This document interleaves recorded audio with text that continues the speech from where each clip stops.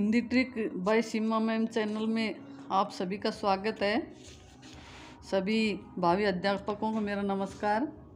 आज हम व्यंजन और व्यंजन का भेद जो है पढ़ने जा रहे हैं। इससे पहले हमने स्वर पढ़े, स्वरों के भेद 5 प्रकार से स्वरों का वर्गीकरण किया और उनके अलग अलग भेद बताए। आज हम व्यंजन पढ़ेंगे, ठीक है। व्यंजनों को भी ऐसे ही जो है सीक्वेंस से पढ़ेंगे। तो आप ये सीक्वेंस अपने जो है नोट्स बनाते रहें और साथ साथ पढ़ते रहें। व्यंजन की परिभाषा, व्यंजन होता क्या है? तो व्यंजन क्या है? जिन ध्वनियों के पूर्ण उच्चारण के लिए स्वरों की सहायता ली जाती है और उच्चारण में फेफड़ों से बाहर निकलने वाली वायु स्वर यंत्र में अवरोध के साथ बाहर निकलती है, उन्हें व्यंजन ध्वनियाँ कहते हैं, ठीक है। नहीं, जिनका उच्चारण यदि हम पूर्ण रूप से करेंगे तो स्वर की सहायता लेनी पड़ेगी। बिना स्वर की सहायता के व्यंजनों का पूर्ण रूप से उच्चारण नहीं होता है, उनमें सब में स्वर मिले होते हैं। दूसरा, उच्चारण में जो फेफड़ों से वायु निकलती है वो हमारे स्वर यंत्र में अवरोध के साथ बाहर निकलती है, यानी कहीं ना कहीं जो है अवरोध, रुकावट पैदा करती है। तो ये व्यंजन होते हैं, ठीक है। स्वर को बोलेंगे तो स्वरों के जो उच्चारण करेंगे तो वायु बिना किसी रुकावट के बाहर निकलती है, लेकिन व्यंजनों को बोलने में वायु रुकावट जो है पैदा करती है, ठीक। तो ये ध्यान रखें। व्यंजन की परिभाषा बिल्कुल आसान है। जिनका उच्चारण स्वरों की सहायता से हो और जिनके उच्चारण में फेफड़ों से निकलने वाली वायु स्वर यंत्र में अवरोध पैदा करती हो, वो क्या कहलाएंगे? व्यंजन कहलाएंगे। अब व्यंजन कौन कौन से ये पहले बताए थे मैंने। क ख ग ग च छ ज ज ट ठ ड ड त थ द द प फ ब ब में ये र ल व स है, ये व्यंजन है। अब देखिए, इनको हमें क्रम से याद करना है। वर्णमाला जिस प्रकार से वर्णमाला लिखी जाती है वैसे ही हमें इनको याद करना है। पहले ज क के बाद ख, ख के बाद ग, घ, ड़, ऐसी। और क की लाइन के बाद च की लाइन, फिर ट की लाइन, फिर त की, फिर प की, फिर ये र ल, फिर स। तो ऐसे सीक्वेंस से इनको याद करना है, ठीक है।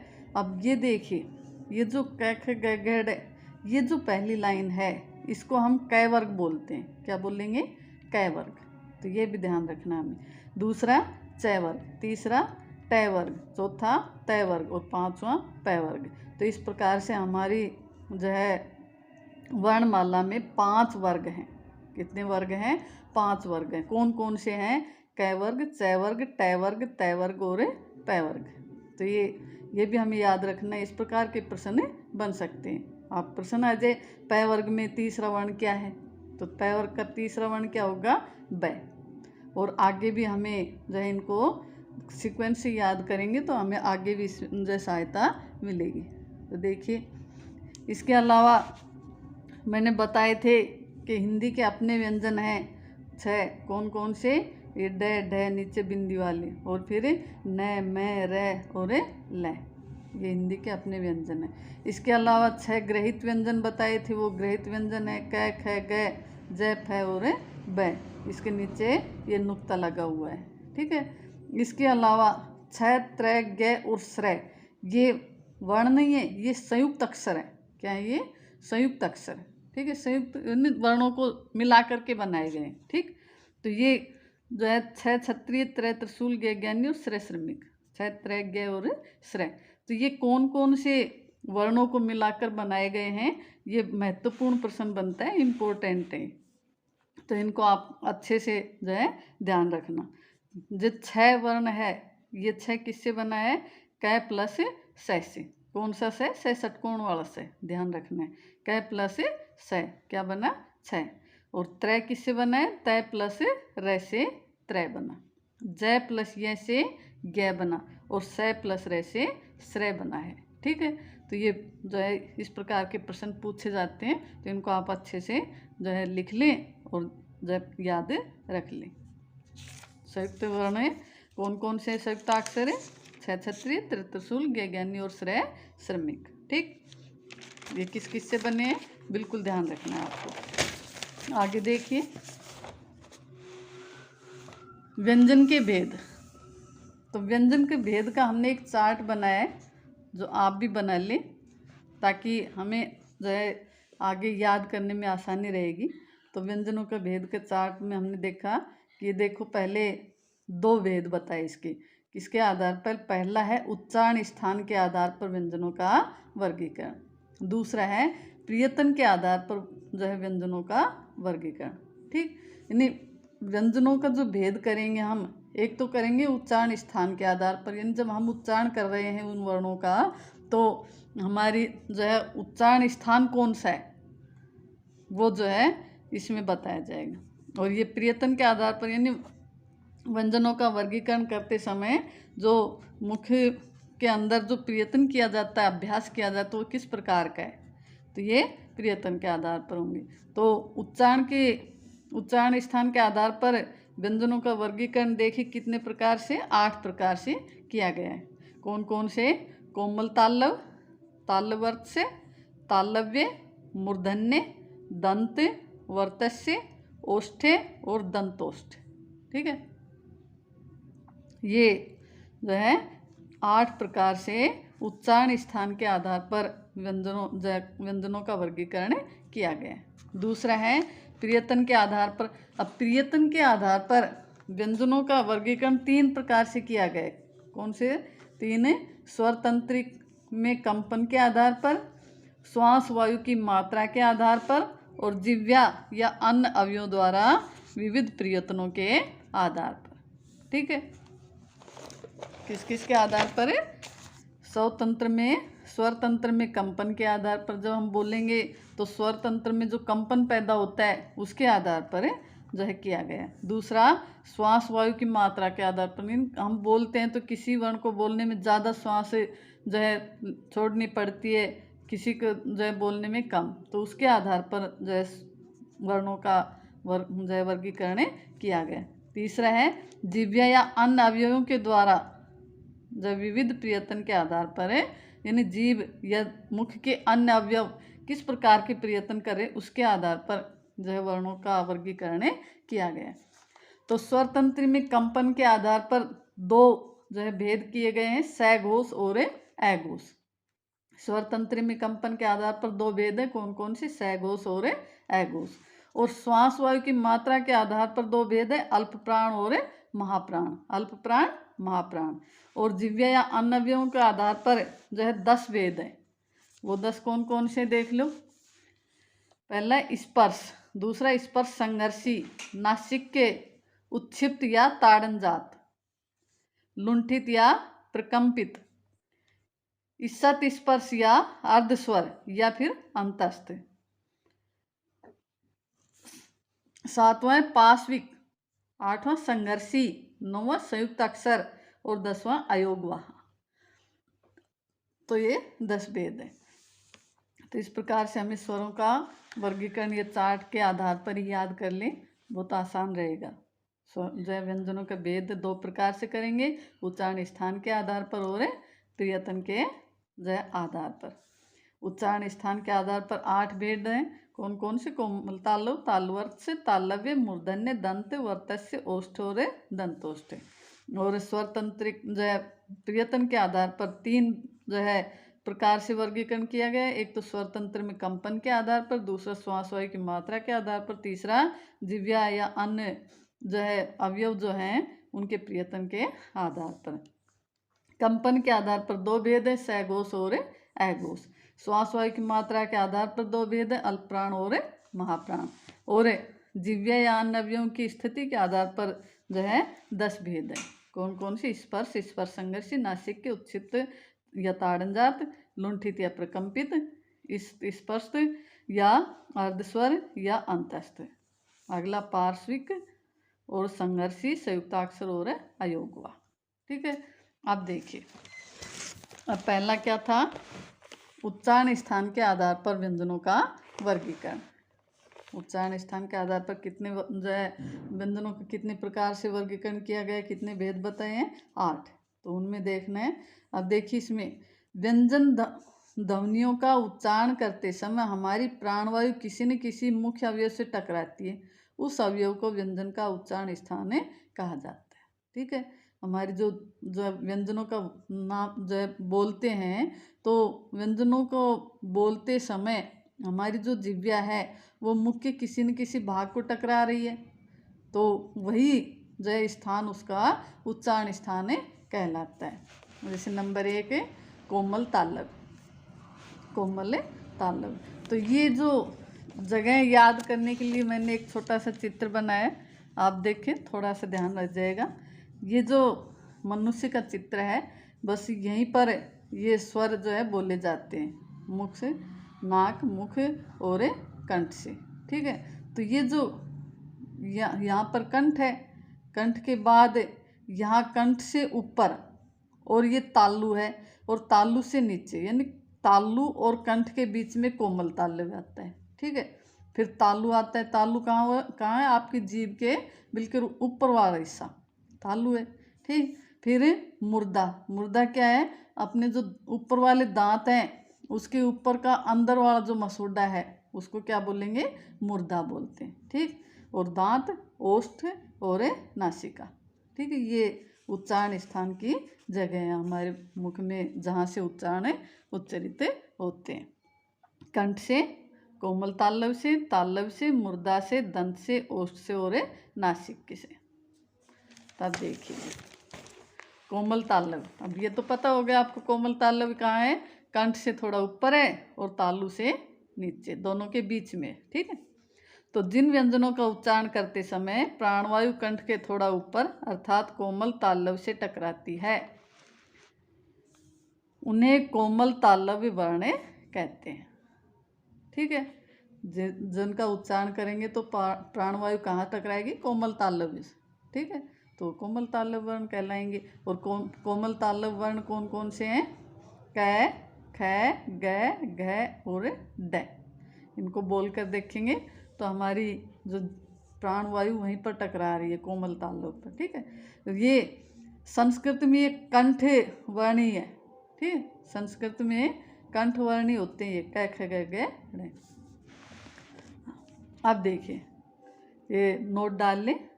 क, ख, ग, कौन से क, ख, ग?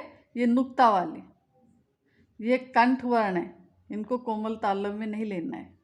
ये नुक्ता वाले जो क, ख, ग हैं इनको कंठ वर्ण कहेंगे, ठीक है। इनको कोमल तालव्य नहीं बोलना है। दूसरा है और विसर्ग, कंठ के थोड़ा नीचे बोले जाते हैं, नहीं, कंठ से भी नीचे की ओर से बोले जाते हैं। कौन कौन से? है और विसर्ग, इसलिए इन्हें काकले या अलिजिह्वीय वर्ण कहते हैं। है और विसर्ग को क्या बोलेंगे? काकल या अलिजिह्वीय वर्ण, ठीक है। ये कंठ से भी थोड़े नीचे की तरफ से बोले जाते हैं, तो ये ध्यान रखना, ठीक। दूसरा है तालुवर्त से। तालुवर्त से किसे कहेंगे? देखिए, जिन वर्णों के उच्चारण में जीभ का अगला भाग ऊपर उठकर मसूड़ों व उससे जुड़े हुए तालु का स्पर्श करता है उन्हें तालुवर्त वर्ण कहते हैं। यानी तालु और मसूड़ों के बीच का जब वर्ण का उनका उच्चारण करेंगे तो हमारी जो जीभ है वो तालु और जो है मसूड़ा, उनके बीच के भाग को स्पर्श करेगी, ठीक है। उसको तालुवर्त से कहते हैं। और तालुवर्त से वर्ण कौन कौन से हैं? च, छ, ज, ज और ये तालुवर्त वर्ण कहलाते हैं। और संस्कृत में ये तालव्य ध्वनियाँ ही हैं, ठीक है। संस्कृत में इनको तालव्य ही बोलते हैं, लेकिन हिंदी में तालुवर्त से कहलाते हैं। तीसरा है तालव्य, और संस्कृत में तो यही है तालव्य ध्वनियाँ। अब हिंदी में कौन से तालव्य? जिन वर्णों के उच्चारण में जीभ का अगला भाग ऊपर उठकर तालु को स्पर्श करता है वे तालव्य वर्ण कहलाते हैं। और तालव्य वर्ण कौन से हैं? स और ये तालव्य वर्ण है। ये जो है इनका उच्चारण करेंगे तो जीभ का ऊपर वाला जो हिस्सा है वो तालु को छू जाएगा, बोलकर देख लें, ठीक है। तो ये और स, ये कौन से हैं? तालव्य वर्ण है। अगला है मूर्धन्य। मूर्धन्य वर्ण देखिए, जिन वर्णों का उच्चारण जिह्वा के अग्र भाग द्वारा मूर्धा को स्पष्ट करने से होता है वे मूर्धन्य वर्ण कहलाते हैं। अभी बताया था मैंने, मूर्धा कहाँ पर है? दांतों से ऊपर जो मसूड़े हैं अंदर वाले, ऊपर के दांत के अंदर वाले जो मसूड़े, उसको मुर्दा बोलते हैं। तो जब जीभ उन मसूड़ों से जाकर टकराएगी तो वो मूर्धन्य वर्ण कहलाएंगे। ठीक है, जिन वर्णों को बोलेंगे तो हमारी जिह्वा दांत के अंदर वाले मसूड़े से टकराएगी, दांत से ऊपर वाले। ठीक है, तो वो मूर्धन्य वर्ण कहलाएंगे। और मूर्धन्य वर्ण कौन से हैं? ट, ठ, ड, ढ, न। और ये जो ड, ढ हैं ये भी मूर्धन्य वर्ण है। और र भी मूर्धन्य वर्ण है। और स षटकोण वाला स भी मूर्धन्य वर्ण है। इनको बोल कर देखो, आपकी जिह्वा सीधी कहाँ जाएगी? मूर्धा पर जाकर टकराती है। तो ये मूर्धन्य वर्ण कहलाते हैं। अगला है दंत। दंत यानी दांत। जिन वर्णों का उच्चारण करते समय जिह्वा का अग्रभाग दांतों से टकराता है वे दंत वर्ण कहलाते हैं। जिनका उच्चारण करेंगे तो जिह्वा का आगे वाला भाग कहाँ जाकर टकराएगा? दांत से, वो दंत वर्ण है। और दंत वर्ण कौन से हैं? त, थ, द और ध, ये दंत वर्ण है। इनको बोलकर देखो, जिह्वा आपके दांतों से जाकर टकराती है, तो ये दंत वर्ण कहलाते हैं, जिनका उच्चारण करने में जिह्वा दांत से जाकर टकराए। अगला है वर्तस्य।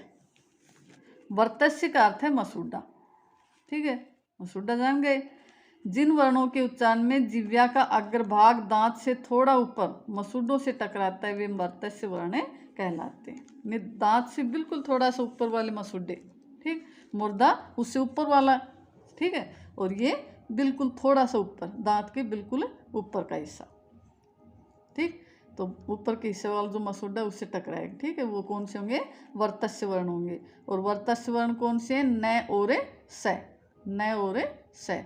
बोलकर देखो इनको। हमने तो जीभ दांत और जो मुर्दा है उनके बीच में, यानी दांतों से जो स्पर्श करता हुआ जो मसूड़ा है वहाँ जाकर टकराएगी, तो ये वर्तस्य वर्ण कहलाएंगे। कौन से? न और स। संस्कृत में ये दंती कहलाते हैं, क्योंकि जीभ देखो आप, दांत और मसूड़ा दोनों को छू रही है। न स बोलकर देखो, तो ये जीभ दांत और मसूड़ा दोनों को छू रही है, तो ये हिंदी में वर्तस्य कहलाते हैं, संस्कृत में इनको दंती बोलते हैं। अगला है ओष्ठे। ओष्ठ यानी होठ। तो जिन वर्णों का उच्चारण होठों की सहायता से किया जाता है ओष्ठ वर्ण कहलाते हैं। जिनका उच्चारण करेंगे तो होठों की आवश्यकता होती है, बिना होठों के इन वर्णों का उच्चारण नहीं कर सकते। और ये वर्ण कौन कौन से हैं? प, फ, ब, भ, म। इनका उच्चारण करके देखिए, बिना होठों के आप बोल ही नहीं सकते। ठीक है, तो ये ओष्ठी वर्ण हो गए, प, फ, ब, ब, म। अगला है दंतोष्ठ। कौन सा है? दंतोष्ठ। दंत ओष्ठ यानी दांत से और होठ दोनों से बोले जाएंगे। तो वे वर्ण जो दांत व ओष्ठ की सहायता से बोले जाते हैं वे दंतोष्ठ वर्ण कहलाते हैं। ठीक है, और दंतोष्ठ वर्ण कौन सा है? वह वर्ण दंतोष्ठ वर्ण है, इसका ध्यान रखना। तो ये थे हमारे जो है उच्चारण स्थान के आधार पर जो है इनका वर्गीकरण। तो ये हमने आसानी से याद कर लिए। जो है कंठ, कोमल तालव, तालव, मुर्दा, दंत, ओष्ठ और नासिक, इनके आधार पर इनका जो है उच्चारण स्थान लिया गया। तो कोमल तालव से कौन से वर्ण बोले जाएंगे? क, ख, ग, ग, ड। ठीक है, और तालवर्त से कौन से बोले जाएंगे? च, छ, ज, ज। और तालव्य से य और स। और मूर्धन्य से कौन कौन से बोले जाएंगे? ट, ठ, ड, ड, न, ड, ढ और र और स। दंत से त, थ, द, द। और वर्तस्य से देखिए कौन से हैं? न और स, न और स वर्तस्य से बोले जाएंगे। अगला है ओष्ठ। ओष्ठ से प, फ, ब, ब, म। और दंतोष्ठ से व। ठीक है, तो ये इनके उच्चारण स्थान हो गए। इनको यहाँ भी जो है उनको पढ़ो और फिर यहाँ से ही इनकी परिभाषा और इनके जो है वर्ण याद करो, ताकि आपको आसानी हो जाए। तो यहाँ से ही याद करना। कोमल तालव्य किसे कहेंगे, तो जिन वर्णों का उच्चारण करते समय प्राणवायु कंठ के थोड़ा ऊपर अर्थात कोमल तालव्य से टकराती है उन्हें कोमल तालव्य वर्ण कहते हैं। और क ख ग गड़े क्या है, कोमल तालव्य वर्ण है। ऐसे यहाँ से ही हमें जो है पहले उनको याद करना है, उसके बाद यहाँ आ जाना है और यहाँ से उनको फिर से दोबारा दोहराना है। ठीक है, तो ये सहायता के लिए जो है आप भी इस प्रकार का एक सुंदर सा चित्र बना लें। मुझे तो ऐसा ही बनाना आता था। तो इस प्रकार से हमने आज इनका उच्चारण स्थान देख लिया। कल हमें प्रयत्न के आधार पर व्यंजनों का वर्गीकरण पढ़ेंगे। थैंक यू बच्चों, धन्यवाद।